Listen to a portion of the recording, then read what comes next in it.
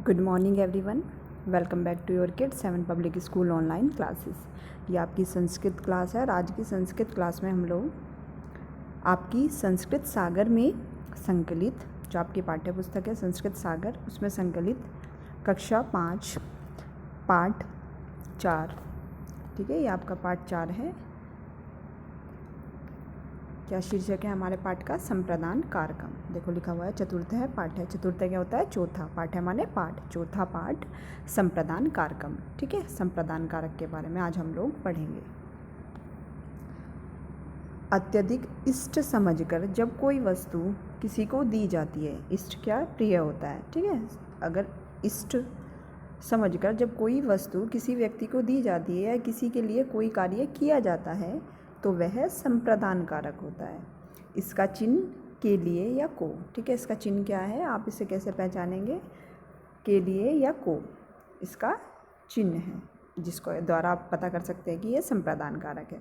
संप्रदान कारक में चतुर्थी विभक्ति होती है। हमेशा याद रखना कि संप्रदान कारक में कौन सी विभक्ति होती है? संप्रदान कारक में चतुर्थी विभक्ति होती है।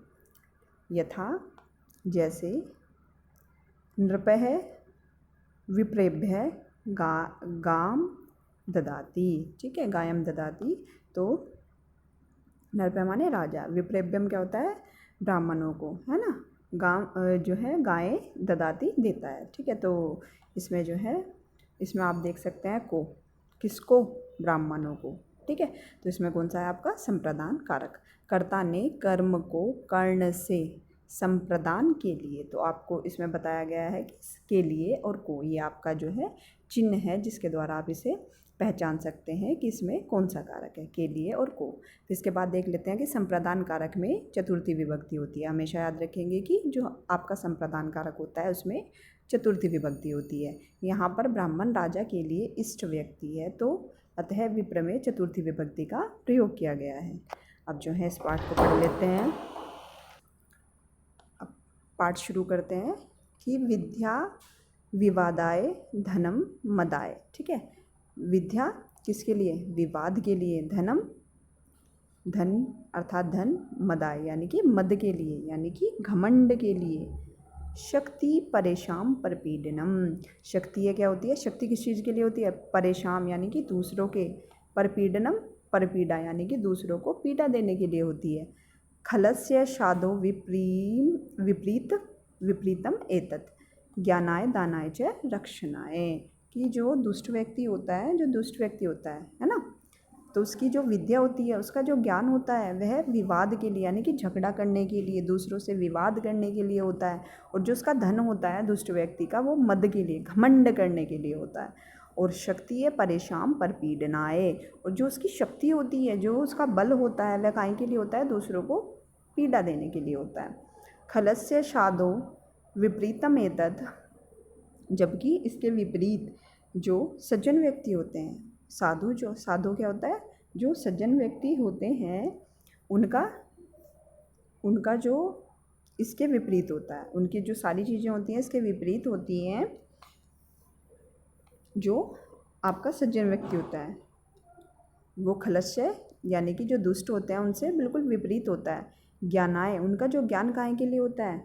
उन लोगों का जो ज्ञान होता है, ज्ञान हमेशा दूसरों के, उनकी जो विद्या होती है हमेशा क्या करते हैं? वो अपने ज्ञान से दूसरों के ज्ञान को बढ़ाते हैं, यानी कि विद्या देते हैं। ये तो उनका जो ज्ञान होता है वह दूसरों को ज्ञान देने के लिए होता है, अर्थात उनकी जो विद्या होती है दूसरों के ज्ञान के लिए होती है। दानाएँ, और जो उनका दान होता है दूसरों के कल्याण के लिए होता है।